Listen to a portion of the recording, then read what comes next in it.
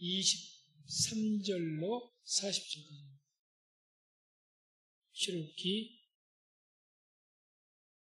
25장 23절부터 40절까지 말씀을 첫 목소리로 읽어봅니다.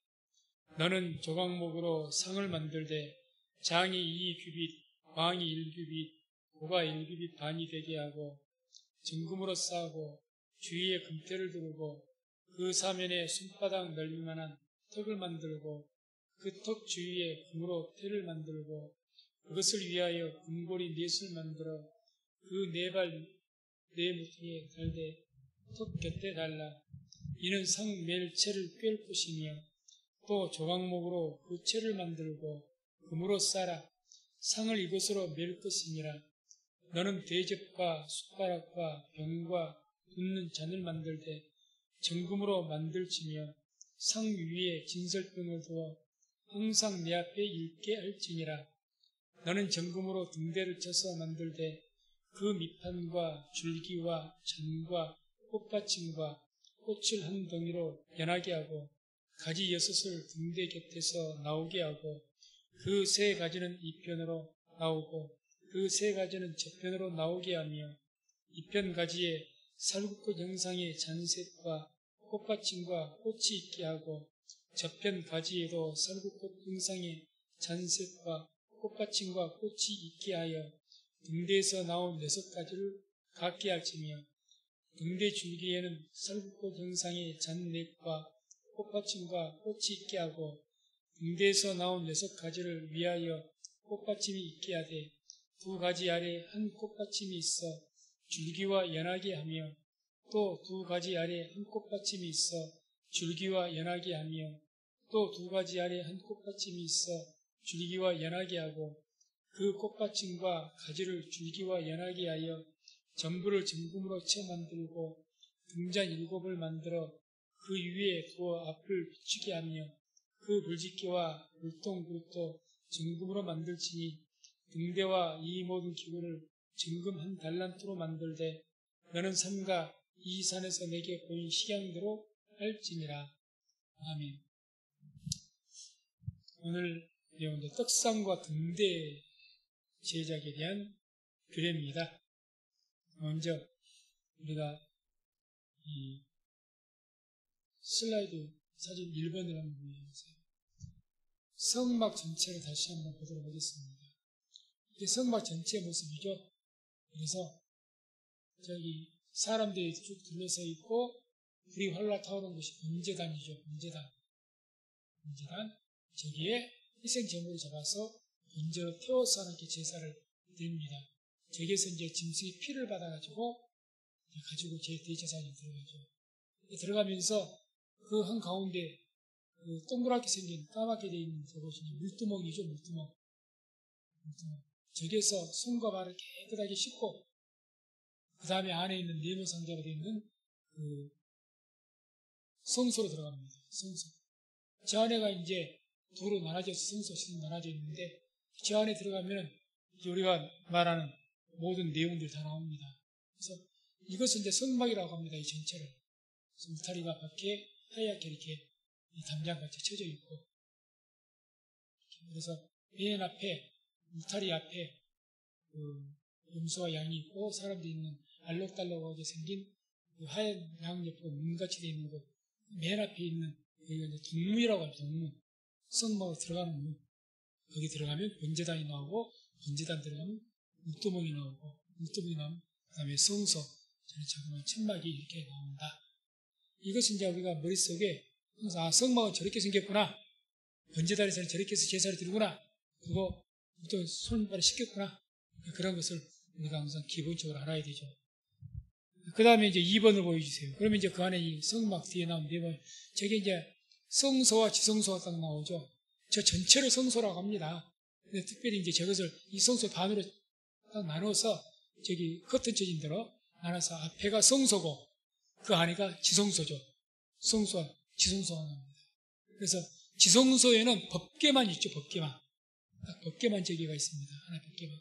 그런데 이 성소, 이제 이 성소 안에 오늘 말한 떡상과 등대가 여기가 있어요. 성소. 그래서 이제 3번을 보게 되면, 3번 보게 되면, 이제 성소가 나와요, 성소. 맞다. 예, 성소. 성소, 한 가운데가 저 위에 가운데 분향단이 있고, 오늘 우리가 볼 떡상이 있고, 그 다음에 또 등대, 금초대가 있습니다. 그래서 오늘 내용이 이 금등대와 떡상 이 두 가지를 오늘 이제 볼 겁니다. 저렇게 배치가 되어 있어서 제사장이 들어오게 되면 저 사이로 분향단 앞에다가 이 피를 뿌립니다. 그리고 분향을 해서 그 다음에 이제 커튼 쳐진 것을 안으로 가면 지성소가 들어가죠. 1년에 한 번 들어갑니다. 저기를 7월 10일 대석주일 대제사장만이 들어가죠. 오직 대제사장만 1년에 한 번 딱 들어가죠. 그럼 안에가 법궤가 있고, 그 다음에 법궤 우리가 받지 않습니까? 쉬운 자라고 양쪽에 천사들 가운데 거기다 이제 피를 뿌리죠. 대속주의. 모든 이스라엘의 죄를 사하기 위해서. 그래서 일단 이런 구조를 제가 이제 이 성만 할 때마다 자주 보여드릴 테니까 항상 머릿속에 알고 계시기 바랍니다. 이건 성도들은 기본적으로 알아야죠. 아주 복잡한 구조는 아니니까. 자, 그러면 이제 말씀 봅니다. 이 떡상에 대한 말씀이 이제 23절부터 30절까지 쭉 나오는데, 먼저 이제 23절에서 28절 보게 되면 이 떡상의 모양에 대해서 쭉 말씀이 나오죠. 떡상이 어떻게 생겼는지. 그래서 이렇게, 너는 조각목으로 상을 만들되 장이 2규빗, 광이 1규빗, 고가 1규빗 반이 되게 하고 정금으로 쌓고 주위에 금태를 두르고 그 사면에 손바닥 넓이만한 턱을 만들고 그 턱 주위에 금으로 태를 만들고 그것을 위하여 금고리 넷을 만들어 그 네 발 위 네 모퉁이에 달되 턱 곁에 달라. 이는 상 멜체를 꿰을 것이며 또 조각목으로 그 채를 만들고 금으로 쌓아 상은 이것으로 멜 것이니라. 그래서 이제 이 떡상이라는 것은 이제 떡을 올려놓기는 상이죠. 일반 상입니다. 그래서 이런 네모 한 이 정도 될 것 같습니다. 이 정도 되고 높이도 한 이 정도 될 것 같고 조각목으로 해서 금을 입혀서 아주 그렇게 해서 만든 떡상. 그래서 그러는 아까 그 3번 사진 한번 더 보여줘. 아니 4번을 보여줘. 슬라이드 4번 보면 되겠네. 4번. 4번. 저게 이 떡상입니다. 떡상. 저렇게 생겼어요. 그래서 말씀한 대로 작대기는 이제 들고 이송할 때 들 수 있도록 왜 저렇게 끼우면 항상 저게 부정을 타면 안 되니까 직접 만지지 못하게 하기 위해서 꾀를 끼워놨죠. 그리고 위에가 이제 동그랗게 생긴 것이 진설병 떡입니다. 떡이고 그 위에 있는 것이 이제 유향이라고 합니다. 유향을 딱 떡 위에다 올려놨어요. 그래서 유향을 올린 것은 이제 뒤에 나오지만 하나님께 이제 연락에게 바치는 의미에서 유향을 올린 겁니다. 아무튼 저렇게 생겼습니다. 저렇게. 그 다음에 이제 29절 보면 대접과 숟가락과 병과 붓는 잔. 그래서 29절에 보면 너는 대접과 숟가락과 병과 붓는 잔을 만들되 정금으로 만들지며. 그래서 이 떡상에서 어떤 사용할 모든 그 기타의 모든 기물들도 정금으로 이렇게 만들었습니다. 그리고 아까 말했던 것처럼 다시 이제 30절 보게 되면 진설병에 대한 이야기가 나옵니다. 30절. 그래서 상 위에 진설병을 두어 항상 내 앞에 있게 할지니라. 그래서 그 아까 떡을 봤죠. 다시 이제 4번 다시 한번 보여주세요. 4번. 좀 자세히 봅니다. 4번. 예. 저기 보기 아까 그 동그랗게 생긴 게 떡이라고 있죠. 저게 진설병인데 이게 이제 항상 하나님 앞에 있게 해라 이렇게 되어 있습니다. 항상. 여기서 이제 떡상에 대한 말씀이기 때문에 가장 중요해. 떡상 위에 있는 떡이 중요합니다. 지금 떡이. 이 진설병이 가장 중요하죠. 영적으로. 다른 것들이 뭐 말하면 의미가 있겠지만 가장 중요한 여기서 이제 떡상이 이 진설병입니다. 진설병. 그래서 항상 이것을 어떻게 해라? 상위에 진설병을 둬서 항상 내 앞에 하나님 앞에 있게 해라. 우선 이제 장차 생명의 떡으로 오신, 그래서 육체를 깨뜨리고 하나님께 바치신 주의 몸을 상징한 것으로 우리가 이해하면 됩니다. 이해를. 그래서 뒤에 이제 계속 나올 테니까. 그래서 이와 같이 떡상의 그 그림을 염두에 두시고 이제 레위기 이 진설병에 어떻게 만들고 이 진설병이 어떤 의미가 있는 것인지를 레위기 24장 5절에서 9절을 보면 말씀이 쭉 나옵니다. 이 말씀은 같이 한번 합독하겠습니다. 너는 고운 가루를 취하여 떡 12를 굽되 매 덩이를 에바 10분 이로 하여 여호와 앞 순결한 상 위에 두 줄로 한 줄에 6씩 진설하고 너는 또 정결한 위향을 그 매 줄 위에 두어 기념물로 여호와께 화제를 삼을 것이며 항상 매 안식일에 이 떡을 여호와 앞에 진설할지니 이는 이스라엘 자손을 위한 것이요 영원한 언약이니라. 이 떡은 아론과 그 자손에게 돌리고 그들은 그것을 거룩한 곳에서 먹을지니 이는 여호와의 화제 중 그에게 돌리는 것으로 즉히 거룩함이니라. 이는 영원한 규례니라. 아멘. 제가 항상 구약 성경의 말씀을 우리가 특별히 볼 때 특별히 우리가 주의해서 봐야 될 것은 영원한 언약이다, 영원한 규례다 이렇게 말씀할 때는 굉장히 중요하게 보라고 있습니다. 그것은 구약 시대에서 완성된 것이 아니라 계속 신약 시대에 우리가 사는 이 시대가 영원한 규례니까 우리 시대까지 미치는 언약이고 규례입니다. 그러니까 우리가 신약 시대라고 구약 말씀에 그냥 터부셔서 안 됩니다. 이 진설병에서 이와 같은 규례가 있는데 이것은 영원한 언약이고 영원한 규례라고 그러죠. 그리고 이 진설적인 어떤 특별한 영원한 지금 우리가 사는 이 시대까지 뭔가를 말씀해 주는 게 있다는 거죠. 영원한 거니까. 그것들을 우리가 이 말씀 또 찾아야죠. 다시 한번 그러니까 사진 4번 한번 떡상 다시 한번 사진을 보여주세요. 그 사진을 보면서 말씀을 드리시기 바랍니다. 떡상 4번 보게 되면 이 떡상 나오면 저기에가 이제 진설병이가 말씀드렸죠. 동그랗게 생긴 거. 그래서 저기를 떡 12개로 구워라 했죠. 양쪽에 6개씩 해서 12개입니다. 12개. 왜 이 12개를 하느냐? 12개, 12지파를 이야기합니다. 우리가 상식적으로 봤을 때. 그래, 12개. 그러면 우리가 이제 이 떡을 예수의 몸이고 그 몸으로 우리가 알고 있는데 왜 12개에다 이렇게 올려놨느냐? 그래서 이 12개를 올려놓은 것은 12라는 것은 하나님의 택한 백성의 숫자입니다. 하나님의 택한 게. 하나님의 택한 모든 백성의 상징적인 숫자. 우리가 7이라는 숫자를 뭘로 알고 있습니까? 완전수로 알고 있죠. 완전수. 3이라는 숫자는 하나님의 숫자. 왜? 성부, 성자, 성령에서 3이라는 숫자는 하나님의 숫자로 우리가 상징적으로 알고 있다고 말이에요. 상징적 용법이, 성경이. 7이라는 것은 완전한 숫자. 힘이 없는. 7이라는 숫자, 완전한 숫자. 12라는 숫자는 하나님의 택한 백성, 모든 백성들의 숫자입니다. 계시록에도 1만 2천 그것은 전부 하나님의 모든 택한 백성을 말하는 거예요. 모든 택한 백성. 12,000명을 말하는 게 아니고. 그래서 아무튼 12라고 해서 하나님의 모든 택한 백성들에게 주어진 하나님의 그 백성들이 주신 떡을 이야기합니다. 떡. 그 떡이 바로 이제 우리 아까 떡이 누구를 의미한다고 했습니까? 예수님의 몸을 의미한다고 했습니다. 예수님의 몸. 상징한다고 했죠. 이 떡을. 그래서 그 위에다가 정결한 유향을 그 매줄 위에 두라고 했는데 그 떡 위에다가 저렇게 무슨 그릇 같은 거 올려놨죠. 저게 이제 유향이 담겨 있다는 거죠. 유향을 저기 올려놓은 이유는 하나님께서 연락하신다는 의미를 가지고 연락되어질 흠이 없는 떡이다. 이 진설병을 어떻게 만들어야 됩니까? 뒤에 나오지만은 누룩을 넣지 않아야 됩니다. 아무튼 특별하게 제작을 해야 돼요. 그래서 아무튼 그렇게 유향을 두었고 그 다음에 8절 9절 보면 여기 제가 읽어드릴게요. 매 안식일에 이 떡을 여호와 앞에 진설할지니 이는 이스라엘 자손을 위한 것이요. 매 안식일마다 그 안식일마다 떡을 갖다가 새 것을 올려놓죠. 그리고 이제 일주일 동안 토요일이 안식일이니까 금요일까지 놔두는 거죠.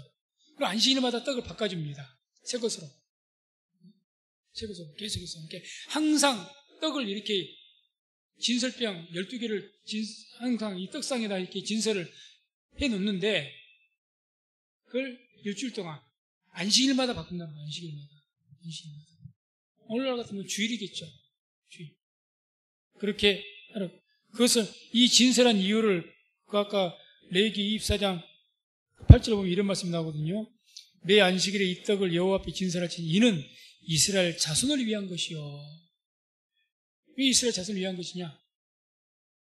이스라엘 자손들에게 먹일 떡이기 때문에 하나의 백성들에게 먹이기 위해서 그렇게 말씀이 육신이 돼가지고 주님이 떡이 됐단 말입니다. 그러니까 그렇기 때문에 이것이 이스라엘 자손을 위한 것이다. 그리고 9절에는 뭐라고 말씀하냐? 이 떡은 아론과 그 자손에게 돌리고 그들은 그것을 거룩한 곳에 먹을지니. 그래서 이 떡을 먹는데 진설병을 먹는데 구약시대는 아무나 못 먹었습니다. 아론 대제사장과 아들들 제사장들. 레위인도 먹으면 안 됐어요. 오직 대제사장과 제사장들만 먹었습니다. 그것도 거룩한 곳에서. 그러면 아니 이것이 하나님 모두 백성들이 주신 떡이라고 있는데 제사장들만 먹으면은 다른 백성들은 어떡하느냐? 이게 뭘 앞으로 오는 세대에 영원한 그레에서 우리를 그래서 성경에는 뭐라고 합니까? 베드로전서에서 왕 같은 제사장들이요. 우리가 누구죠? 왕 같은 제사장들입니다. 그래서 왕 같은 제사장들이기 때문에 주님께서 말씀 육신해가지고 죽으신 산떡이신 예수님 그 이 진설병을 의미하는 무교병 진설병을 의미하는 그 떡을 우리가 먹는 거죠. 구약시대 같으면 제사장이 아니면 못 먹었습니다. 신약시대가 되니까 우리가 모두가 다 백성들이 뭡니까? 성도들이 왕 같은 제사장들이에요. 그러니 이제는 얼마든지 이 떡을 먹을 자격이 있는 거죠. 그래서 이제 이 진설병의 그 영적인 의미를 좀 구체적으로 말씀드리면 진설병의 영적인 의미 그 첫 번째는 이 진설병이 무교병이라고 했죠. 누룩을 넣지 않으니까 무교병. 그래서 이 레위기 2장 11절을 보면 이런 말씀이 나와요. 무릇 너희가 여호와께 드리는 소제물에는 모두 누룩을 넣지 말지니 너희가 누룩이나 꿀을 여호와께 화제로 드려 사르지 못할지니라. 그래서 소제물이라는 것은 가루로 만든 제물, 그래서 떡을 만들 때 가루를 말하는 거예요. 그래서 이 진설병, 떡 만드는, 그래서 그 제물을 이제 소제물이라고 하는데 이 진설병, 이걸 만들 때는 뭘 하라? 누룩을 넣지 말라. 꿀도 넣지 말아라. 그래서 약간 소금만 쳐서 이렇게 반죽을 해서 기름, 이렇게 반죽을 해서 굽게 되어 있습니다. 아무것도 안 넣고. 그게 이제 왜 이렇게 하냐. 그래서 이렇게 무교병이기 때문에 이 진설병의 영적인 첫 번째는 죄가 없으신 예수 그리스도를 상징한다는 거죠. 죄가 없으신. 죄가 없으신 거죠. 그래서 절대 진설병을 들 때는 예수님의 몸을 상징하는 것이기 때문에 절대 죄를 상징한 누룩을 넣으면 큰일 납니다. 성경이 뭐라고 합니까? 누룩을 섞은 자는 영원히 하나님 백성에 끊쳐진다 했어요. 그만큼 무섭게 말씀했습니다. 그 진설병 제사 드리면서 거기다 누룩을 넣은 자는 하나님 백성에 끊쳐져 버려요. 그만큼 왜 이 진설병이 누구를 상징한다고요? 예수님의 몸을 상징하니까 그 몸이 죄 없이 오신 분 아닙니까? 성령으로 잉태되신 분 아닙니까? 그러니까 누룩이 없는 거죠. 절대 누룩을 넣으면 안 되는 거죠. 절대로. 그래서 예수님의 몸을 상징한다는 거죠. 첫 번째가. 두 번째가 이 진설병은 생명의 떡이신 예수님을 상징합니다. 생명의 떡이신. 너무 요한복음 6장 51절 보면 이런 말씀이 나오죠. 나는 하늘로서 내려온 산떡이니 이 사람이 이 떡을 먹으면 영생하리라. 나의 줄 떡은 곧 세상의 생명을 위한 내 살이라. 그래서 구약시대에 비록 구약시대에 드렸던 제사 방법이고 구약시대에 했던 내용들이지만은 그 특별히 다른 것도 다 영적인 의미가 있지만 특별하게 여기 떡상에서 중요한 것은 진설병이라는 겁니다. 진설병. 하나님 앞에 항상 올려드리는 것. 성소에서 하나님 앞에 항상 그 상에 올려서 하나님께 항상 드리는 것. 그래서 그런 30절에 보면 우리 말씀에 30절 상 위에 진설병으로도 항상 내 앞에 있게 할지니라 했지 않습니까? 항상 하나님 앞에 진설이라는 것. 그게 진설병이고 무교병인데 그것이 절대 누룩을 넣으면 안 되는 것이었고 왜 그렇게 만들어야 되느냐? 죄가 없는 예수의 몸을 의미하기 때문에. 그래서 결국 그 진설병, 그것은 뭘 이야기하느냐? 하나님께서 예수의 곧 생명의 떡인 것을 상징하고 말씀을 해준다는 겁니다. 그래서 그 생명의 떡을 구약시대는 제사장들만 먹었지만 오늘날 이 시대는 누가 먹습니까? 왕같은 제사장이 그러니까 우리가 먹는 거예요. 왕같은 제사장. 다 연관이 되어지죠. 그래서 그렇게 우리가 이 떡상에 대해서는 이해하면 될 것 같습니다. 그 다음에 이제 두 번째, 이제 등대죠. 등대. 금촛대 이렇게 말하기도 하고, 금등대 이렇게 말하기도 합니다. 이게 이제 31절에서 39절까지 쭉 말씀이 나오는데, 이 등대의 모양에 대해서 쭉 31절에서 36절까지가 쭉 나옵니다. 31절로 36절까지. 지금 못 찾은 것 같은데, 그러면 일단 사진을 5번으로 보여주세요. 5번.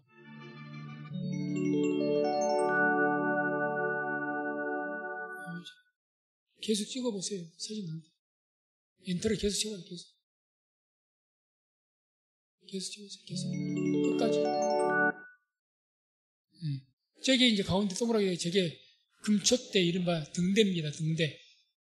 등대를 저렇게 만들어요. 저렇게 만든 등대를 지금 그 31절, 36절에서 쭉 묘사를 하고 있는데 제가 읽어드릴게요.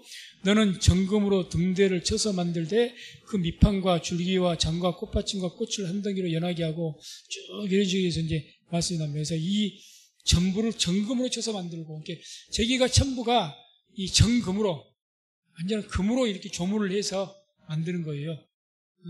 그래갖고 맨 꼭대기 끝에 있는 부분이 이제 이 살구꽃 형상입니다. 살구꽃 형상으로 살구꽃 모양으로 해가지고 이 꽃 받침을 불을 피울 수 있도록 불을 피워야 되니까 심지에서 불을 피워야 되니까 이 기름 잔을 만드는 거예요. 꽃 받침 등 잔을. 그래 그게 이제 하나, 둘, 셋, 넷, 다섯, 여섯, 7개가 있죠. 7개. 한 가운데 한 개고 양쪽에 3개씩. 그렇게 만들으라고 지금 이 31, 36절이 쭉 나온 거예요. 이렇게. 이 말씀대로 만든 것이 저렇게 된 겁니다. 말씀대로. 그래서 이 등대를 이제 만들고, 이 등대를 만든 목적, 그 등대에 대한 규례가 이제 나오죠. 37절 보면, 37절에 등잔 7을 만들어 그 위에도 앞을 비추게 한다. 37절. 등대를 왜 만들었겠습니까? 등대를 왜 만들죠? 빛을 비추려고. 등대를 불을 안 켜려고 몰라 만들어요. 그러니까 목적이 앞을 비추게 한다. 그러니까 이 등대는 성막은 이제 천막으로 더 깜깜하거든요. 성막은 창문 없습니다. 성경 보세요. 창문이 없어요. 그러니까 등대를 안 켜놓으면 깜깜합니다. 깜깜해요. 깜깜해. 그러니까 이 밝게 하기 위해서, 비추게 하기 위해서 이 등대를 비추는 거예요. 그게 이제 목적이죠. 그래서 이 등대는 반드시 항상 365일 24시간을 켜놔야 되죠. 그러지 않겠습니까? 꺼지면 안 되는 거죠. 그래서 이 등대를 꺼트린 것에 큰 죄가 됩니다. 레위기 24장 2절 3절 한번 보죠. 같이 말씀을 합독합니다. 이스라엘 자손에게 명하여 감람을 찧어낸 순결한 기름을 켜기 위하여 내게로 가져오게 하고 끊이지 말고 등잔불을 켤지며 아론은 회막안 증거궤 장 밖에서 저녁부터 아침까지 여호와 앞에 항상 등잔불을 정리할지니 너희 대대로 지킬 영원한 규례라. 아멘. 여기가 또 너희 대대로 지킬 영원한 규례라 그러네요. 뭐가요? 끊이지 말고 등잔불을 켜라. 불 꺼뜨리지 말라는 거예요. 한마디로. 또 여호와 앞에 항상 등잔불을 정리하라. 안 꺼져도 막 심지 기름 계속 갈아줘야 될 것이고 기름 넣어줘야 될 것이고 심지도 타면은 바꿔줘야 될 것이고 새 심지로. 그래 불이 안 꺼질 거다 아닙니까? 그 일을 게을리지 말고 항상 하라는 거죠. 빛을 꺼뜨리지 말아라. 빛을. 이게 너희의 대대로 영원한 규례라. 그래서 우리가 제가 언제 이 말씀을 가지고 그런 말씀 드렸죠. 교회에 불을 꺼뜨리면 안 됩니다. 불을 꺼뜨리면 안 돼요. 왜 불을 켭니까? 불을 켰다는 것은 항상 이렇게 매일같이 하나님께 제사를 드리고 이렇게 했거든요. 예배의 등불, 기도의 등불 꺼뜨리면 안 됩니다. 교회가 그거 꺼뜨리면 안 돼요. 이게 영원한 교례입니다. 예수님께서 성전에서 장사치들이 막 장사하고 그러니까 쫓아내면서 뭐라고 합니까? 내 아버지 집은 뭐 하는 집이다? 기도하는, 마음이 기도하는 집이라 했거든. 그러니까 매일같이 거기는 기도하는 것이 끊이지 않아야 돼요. 교회가 매일같이 기도해야 될 이유입니다. 근데 매일같이는 그냥 일주일에 서너 번 한 것도 그것도 끊어지니까 지금 옳지 않는 거죠. 옳지 않는 거죠. 그래서 이 등대의 어떤 영적 의미는 대단히 중요합니다. 등대, 영적 의미. 이 등대에 대한 영적인 의미가 있는데 그 첫 번째가 뭔가 하면은 등대는 빛이신 예수님을 상징합니다. 등대가. 빛이신 예수님. 등대가 빛이지 않습니까? 빛. 의미하는 거죠. 그래서 요한복음 8장 12절에 예수께서 또 일러 가라사대 나는 세상의 빛이니 나를 따르는 자는 어둠에 다니지 아니하고 생명의 빛을 얻으리라. 금초대, 금등대는 빛이신 예수님. 내가 곧 빛이라고 하시지 않습니까? 주님께서. 그래서 계시록 또 2장 5절에는 이런 말씀이 나옵니다. 그러므로 어디서 떨어진 것을 생각하고 회개하여 처음 행위를 가지라. 만일 그리하지 아니하고 회개치 아니하면 내가 내게 임하여 내 촛대를 그 자리에서 옮기리라. 자, 예수님 상징하는 그 촛대를 옮겨버린다는 것. 그러니까 우리가 교회가 빛이신 예수님이 교회 안에 계시는데 무슨 말 이해하시겠습니까? 빛이 예수님이 계시는데 만약에 내가 회개하지 않고 계속 죄 가운데 있으면 빛을 옮겨버리겠다는 거예요. 무서운 말이죠. 빛을 옮기겠다는 거죠. 빛을 옮겨버리겠다. 그러니 오늘날 많은 분들이 이제 유럽의 모든 교회들 거기가 지금 촛대가 옮겼다고까지 말합니다. 촛대가 거의 옮겼다 거의 꺼져가고 있죠. 유럽의 교회들이. 유럽의 교회들 큰 교회들이 엄청 유명한 교회들이 많죠. 영국, 독일 이거 전통적으로 어마어마한 교회들이 크지 않습니까? 아주 수백 년 된 교회. 어마어마한 큰 교회인데 주일마다 오게 되면 성도는 연세 드신 백발 되신 교회에 몇 명, 열댓 명 앉아있고 수백 명 이상 앉을 그 성전에서 화려한 성전에서 그리고는 이제 예배보다는 항상 그것도 주일마다 그때는 세상 사람들 노는 날이 오르니까 또 그쪽으로 이제 관광소가 돼가지고 관광객들이 왔다 갔다 하고 교회는 관광객들이 와서 관람료가지고 그거 받아갖고 유지를 하고 있고 이게 지금 유럽 교회 현상입니다. 독일에도 오래됐어요. 십몇 년 전에 신문이니까 그런 내용이 나왔어요. 독일 교회도 오래된 성전이니까 화려하고 그것을 갖다가 유지를 못하니까 어떻게 했느냐. 주일만은 얼른 낮에 예배드리고 그러고 나서 커튼 딱 쳐버리고 뭘 만드냐. 맥주 호프집 술을 판답니다. 술. 그런 교회들이 실제로 있어요. 유럽 교회는 지금 심각합니다. 심각해요. 그래도 아직까지는 우리 한국 교회가 그래도 아직까지는 살아있다고 보는 거죠. 그런데 지금 우리 한국 교회도 지금 점점 더 침체를 보고 있는 겁니다. 점점 더. 그래서 그 촛대가 유럽을 지나서 아시아로 지금 와가지고 아시아에서도 지금 점점 어두워져 가는 거죠. 전 세계를 빙 한 바퀴 돌고. 아직 그래도 미개한 지역, 저기 중국이나 이런 데는 아직까지 막 영성이 활활 타고 있거든요. 핍박은 받고 있지만 그쪽으로 옮겨가는 거죠. 그쪽으로. 우리 한국교회도 이제는 완전히 성장하고 이제 내리막길로 가고 있어요. 지금 요즘은 아주 급격하게 떨어지고 있죠. 그래서 주님께서 누가복음 11장 35절에 이렇게 경고합니다. 그러므로 내 속에 있는 빛이 어둡지 아니한가 보라. 우리 안에 촛대가 옮겨지면 안 되는데 어둡지 않는가 보라. 자꾸 교회 안에 빛이 어두워지는 거예요. 왜 어두워집니까? 계속 기도하지 않고 말씀 듣지 않고 주님이 말씀이고 빛이고 그러시는데 말씀과 기도가 계속해서 끊어져 버리니까 계속해서 우리가 기름이 끊어지지 않아야 되지 않겠습니까? 기름이 끊어지지 않으려면은 10처녀 비유에서 5처녀가 기름을 준비 못했다는 이유가 뭡니까? 계속 기름이 공급돼야 되는 것 아니에요. 언제 기름이 공급됩니까? 말씀과 기도 가운데 충만하면 기름은 공급될 줄로 믿습니다. 말씀과 기도하면 하나님의 성령의 기름이 충만된다니까요. 말씀과 기도 가운데 충만하지 않으니까 그렇게 기름이 공급이 안 되는 거죠. 그러니까 점 기름이 공급이 안 되니까 빛은 어떻게 돼요? 점점 더 어두워지고 꺼져가는 거죠. 연관이죠. 연관이 되는 거죠. 연관이 되는 겁니다. 그러니까 주님께서 엄격하게 명령하신 거죠. 그러니까 아까 레위기 24장 23절에 보면 끊이지 말고 등잔불을 켜라. 여호와 앞에 항상 등잔불을 정리해라. 이건 너희 대대로 지킬 영원한 길이다.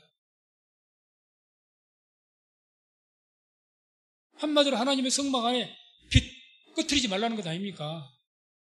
교회 안에 빛 꺼트리지 말라는 것 아니에요. 성막이 오늘날 교회를 상징하지 뭘 상징하겠습니까? 빛 꺼트리지 말라. 그러니까 우리가 이번 예배 지킴이 이렇게 했지만은 이걸 소홀하게 생각하면 안 됩니다. 하나님 믿는 성도들에게는 교회의 등불을 우리가 꺼트리지 않겠다는 그런 사명감 가지고 매일같이 교회를 위해서 기도하고 힘써서 모이고 말씀과 기도 가운데 하나님의 성령으로 충만해야 될 줄로 믿습니다. 그래야 성민교회가 기름이 채워집니다. 이걸 안 하면 아무리 많이 모여도 말씀과 기도가 점점 모임이 사라지고 기도하고 말씀하고 이거 줄이게 되면 아무리 수천 수만 명의 성도가 있어도요 기름은 떨어지니까 힘이 잃어버립니다. 어두워집니다. 교회가. 한국 교회가 지금 그래서 어두워진 것 아닙니까? 교회가 크든지 적든지 교회가 크면 지금 성령 충만합니까? 지금 그러지 못하거든요. 큰 교회들도 심각하거든요. 그냥 사람들이 여러 명 있으니까 구조적으로 돼 있으니까 그냥 조직이 그냥 움직이는 거지 하나님의 영이 감동하시거나 하나님의 성령의 역사가 있어서 움직여지는 것이 아니라 그냥 조직적으로 움직이는 거예요. 사람이 많이 있다 보니까 그냥 행정력이 움직이는 것이고 돈이 움직이는 것이고 하나님의 감동, 영성 지금 이게 아니다니까요. 물론 다 100% 그렇다 이렇게 말하지는 않겠지만 하나님의 영성으로 막 말씀 기도를 끼워서 지금 교회가 움직이는 게 그리 많지 찾기가 힘듭니다. 힘들어요. 정말 힘듭니다. 왜 그러느냐? 계속 불을 꺼뜨리지 말라고 했는데 불 꺼졌잖아요. 기도의 불 꺼졌잖아요. 말씀의 불이 꺼졌잖아요. 점점 안 듣지 않습니까? 듣기 싫어하고 안 모이려고 그러고 그러니 무슨 기름이 채워져요. 기름이 채워지기를 있는 기름도 지금 떨어진 판인데 기름이 떨어지는데 어떻게 빛이 밝았냐고요. 받지 못하죠. 절대 안 되는 거죠. 그리고 또한 이 등대는 두 번째로 영적인 의미 두 번째로 뭘 의미하느냐. 영이신 예수님을 상징합니다. 영, 등대. 이 등대는 금초대는 영이신 예수님 상징하죠. 그래서 등잔이 아까 7개라 했죠. 7개. 완전수죠. 완전수. 자, 그래서 보세요. 계시록 4장 5절 보세요. 계시록 4장 5절 보면 이런 말씀이 나오죠. 보호자로부터 번개와 음성과 내성이 나고 보호자 앞에 7 등불 켠 것이 있으니 이는 하나님의 7 영이라. 하나님의 영, 그리스도의 영. 7이요. 7 등잔 있지 않습니까? 그게 영을 상징한다. 영. 금초대 등대가 예수님 상징하니까 그리스도의 영. 하나님의 영. 세 번째로 이 등대의 영적 의미는 머리가 대신 예수님이 머리가 된 교회를 상징합니다. 교회를 상징하죠. 등대가 뭘 상징하냐? 교회를. 예수님. 계시록 2장 1절에 이런 말씀이 나옵니다. 에베소 교회의 사자에게 편지하기를 오른손에 7별을 붙잡고 7 금촛대 사이에 다니시는 이가 가라사대. 오른손에 7별을 붙잡은 분이 누굽니까? 예수님이 7별은 하나님의 종이라고 이렇게 해석을 합니다. 하나님의 종. 하나님 종. 7 금촛대는 7개 교회. 이게 지금 아시아에 있는 7 교회에 대해서 편지할 때 나온 말씀이거든요. 처음으로. 에베소 교회, 서머나 교회, 버가모 교회, 두아디라 교회, 사대 교회, 빌라디아 교회, 라우디게아 교회, 7개 교회. 그 7개, 그게 이제 7 금촛대로 환상으로 해서 사도 요한이 본 겁니다. 그러니까 여기서 금촛대는 뭘 의미했느냐? 교회를 의미했다는 거죠. 그러니까 금촛대 사이로 다니셨다 그러지 않습니까? 7 교회 사이로 다니셨다 그 말이에요. 7 교회 사이. 그래서 교회를 의미하죠. 교회. 그래서 교회가 불이 꺼트리지면 안 된다 그 말입니다.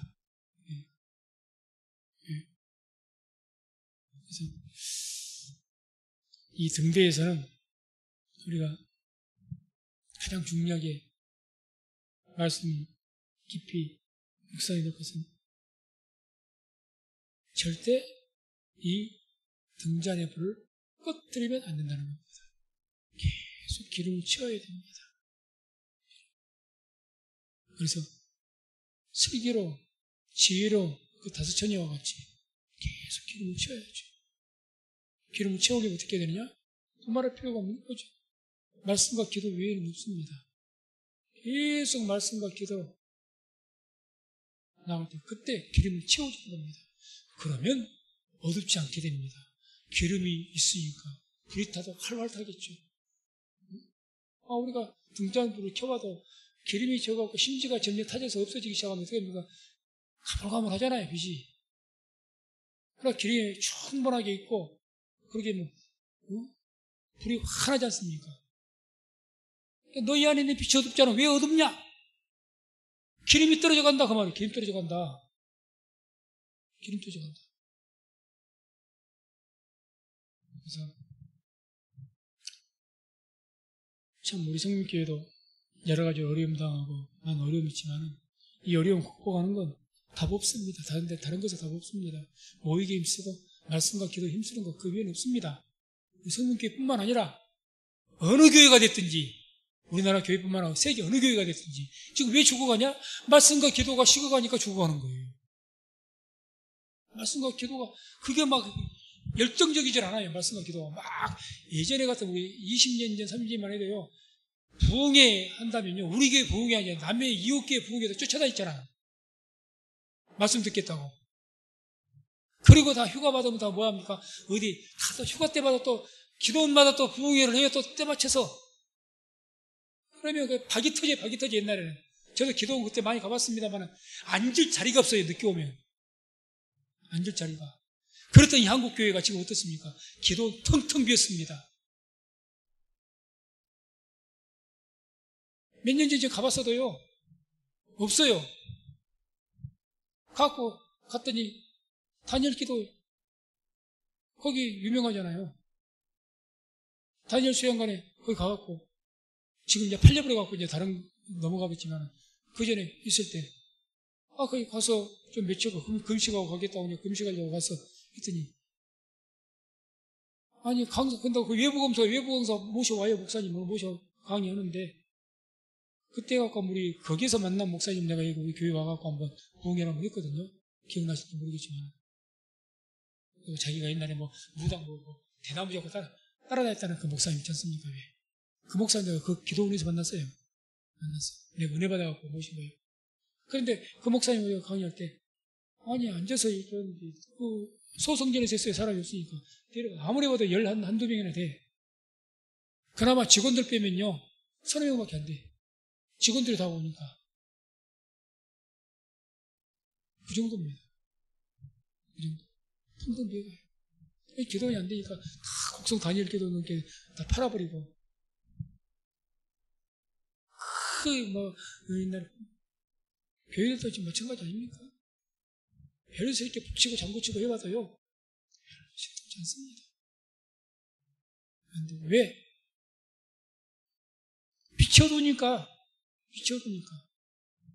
계속 말씀해. 이게, 여기에 초점 맞추고 이렇게 나가야 되는데, 그러질 못하니까. 그래서 이거 특별히 코로나 기간에 아주 한국교회가 직격산을 맞아버린 한국교회뿐만 아니라 세계교회가 가장 중요한 모이는 것을 깨트려버리니까. 아니, 모여야 예배드리고, 모여야 기도하고, 모여야 말씀도 그러지 않겠습니까? 아니, 이거 보는 것하고 차원이 다르죠?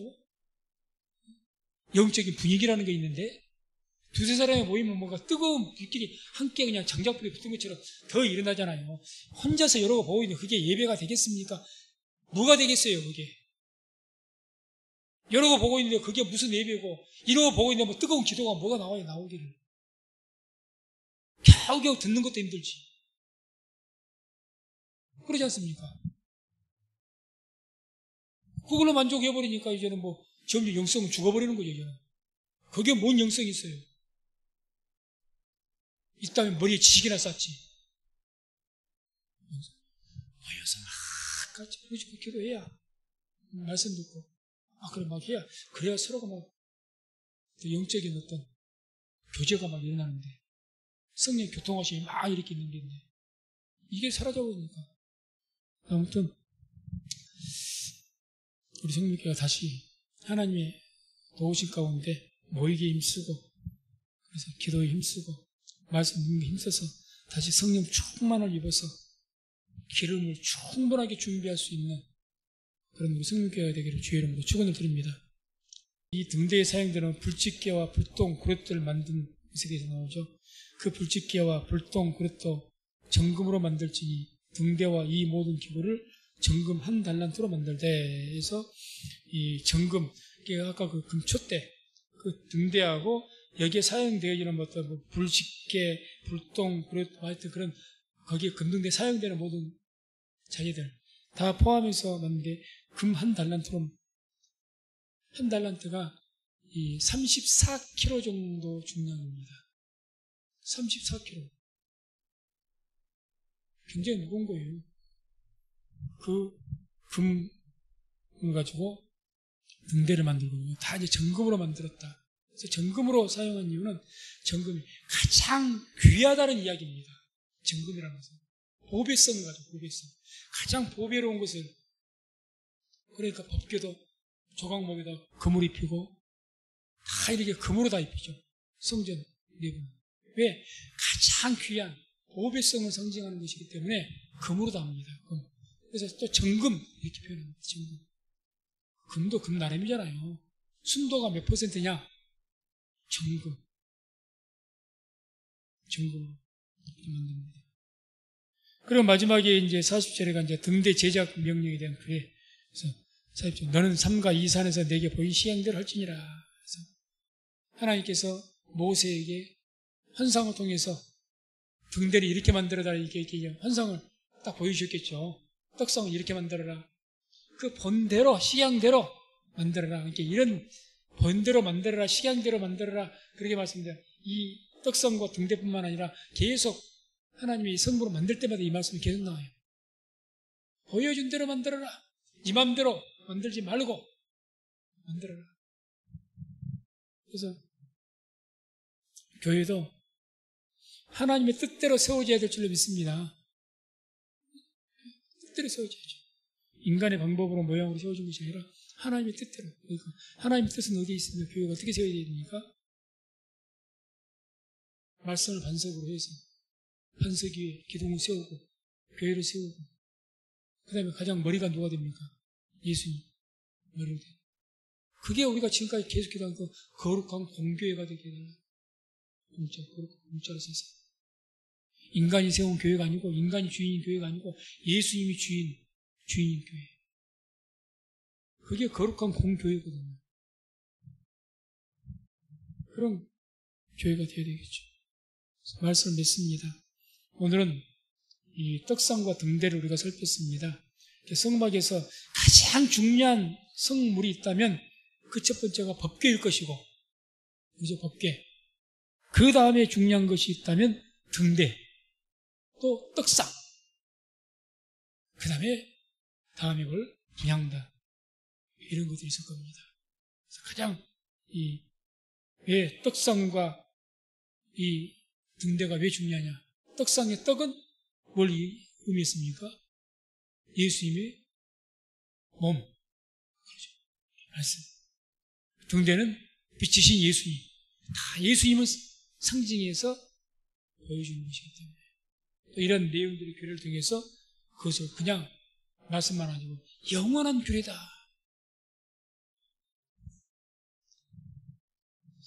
우리가 계속해서 이제 출애굽기 말씀도 성막을 볼 때에 이 성막에 대한 그 귀한 비밀과 영성은 우리가 항상 볼 때마다 또 새롭고 깊습니다. 그래서 이 성막을 이번 공부하시면서 머릿속에 하다못해 연습장에서 성막 전체가 딱 그려갖고 성소, 지성소, 여기 떡이 있고 떡상이 있고 분향단이 있고 등대가 있고 여기들은 번제단이 있고 못두멍이 있고 이렇게 생겼더라 그림 보니까 그 정도 어떤 그림은 외우시고 그래서 이 떡상이 뭘 의미하는지 또 이 등대가 뭘 의미하는지 법궤가 뭘 의미하는지를 이번 기회에 다시 한번 깨닫고 하나님 믿는 그 신앙생활에서 더 하나님께로 가까이 가시고 성막은 하나님께로 가는 길입니다. 성막을 통해서 하나님께로 가잖아요. 하나님께로 더욱 가까이 갈 수 있는 은혜가 있기를 주의 이름으로 축원드립니다.